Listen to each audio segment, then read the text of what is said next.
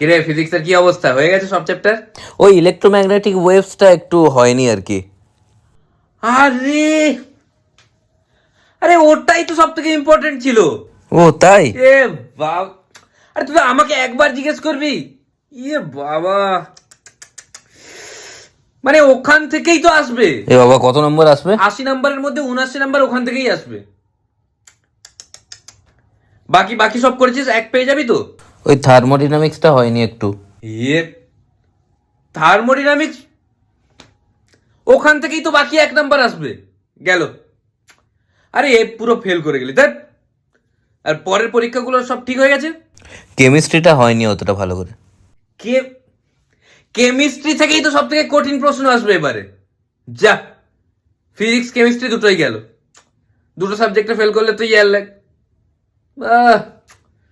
পরের বছর ভালো করে পড়বি।